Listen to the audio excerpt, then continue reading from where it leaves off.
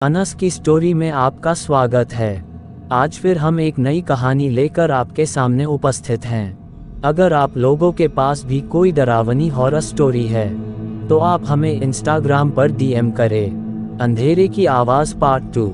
तो चलिए शुरू करते हैं। आज की कहानी अंधेरे का साया। रात का घना अंधेरा चारों ओर पसरा हुआ था। एक अकेली टॉर्च की रोशनी जंगल के घने पेड़ों के बीच अपना रास्ता बना रही थी। रोशनी के साथ चल रहा था रमेश, एक साहसी लड़का जो अपनी जिज्ञासा के वश होकर में इस अंधेरे जंगल में घुस आया था। रमेश ने सुना था कि इस जंगल में एक पुराना मंदिर है जहां रात में अजीबोगरीब घटनाएं होती हैं। डर के बावजूद रमेश उस मंदिर को ढूंढने के लिए बेचैन था। जैसे जैसे रमेश आगे बढ़ता गया, अंधेरा और भी घना होता गया। पेड़ों की शाखाएं उसकी टॉर्च की रोशनी को रोक रही थीं। हवा में एक अजीब सा सन्नाटा था जो रमेश के मन में डर पैदा कर रहा था। भयानक दृश्य। अचानक रमेश को कुछ दिखाई दिया। टॉर्च की रोशनी में एक विशालकाय मंदिर का दरवाज़ा दिखाई दिया। दरवाज़ा के ऊपर अजीबोगरीब नक्काशी थी जो रमेश को डरा रही थी। रमेश ने साहस जुटाया और मंदिर के अंदर जाने लगा। अंदर का अंधेरा और भी गहरा था। टॉर्च की रोशनी से मंदिर की दीवारों पर अजीबोगरीब चित्र दिखाई देने लगे।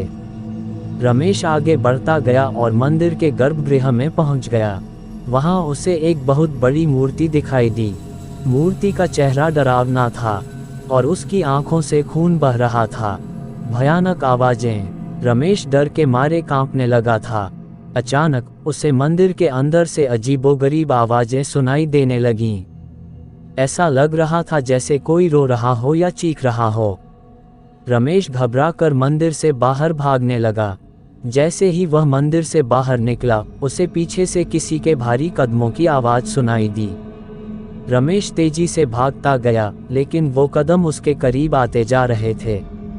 रमेश को एक बड़े से राक्षस ने पकड़ लिया। रमेश उससे छूटने की कोशिश करने लगा। राक्षस बहुत ही शक्तिशाली था। राक्षस रमेश को मारना चाहता था। रमेश को लगा जैसे अब वो बच नहीं पाएगा। रमेश ने बहुत कोशिश के बाद अपने आप को उस राक्षस से अलग कर लिया।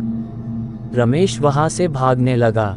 रक्षा का चमत्कार। अचानक रमेश को एक चमकदार रोशनी दिखाई दी। रोशनी के करीब जाने पर उसे एक तांत्रिक दिखाई दिया। तांत्रिक ने रमेश को बताया कि वो खतरे में है और उसे जल्दी से जंगल से बाहर निकलना होगा, नहीं तो वो मारा जाएगा। रमेश ने कहा कि एक राक्षस उसे मारना चाहता है। तांत्रिक ने रमेश से कहा कि तुमने उस राक्षस को परेशान किया है, वो अब गुस्से में तुम्हें नुकसान पहुंचाना चाहता है। तांत्रिक ने रमेश को एक ताबीज दिया और उसे जंगल से बाहर निकलने का रास्ता दिखाया। रमेश ने तांत्रिक का धन्यवाद किया और जल्दी से जंगल से बाहर निकल गया। डर का अंत। जंगल से बाहर निकलकर रमेश ने राहत की सांस ली। उस रात के बाद रमेश ने कभी भी उस जंगल में जाने की हिम्मत नहीं की। उस रात के बाद रमेश हमेशा डर में रहता था। उसे अक्सर मंदिर की डरावनी मूर्ति और भयानक आवाजें और वो राक्षस याद आते थे और वो उन्हें सोच सोच कर डरता था। निष्कर्ष।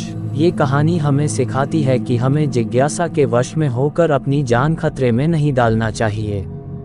हमें हमेशा अपनी सुरक्षा का ध्यान रखना चाहिए।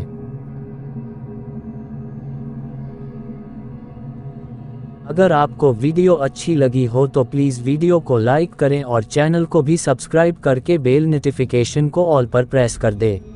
Thanks for your watching.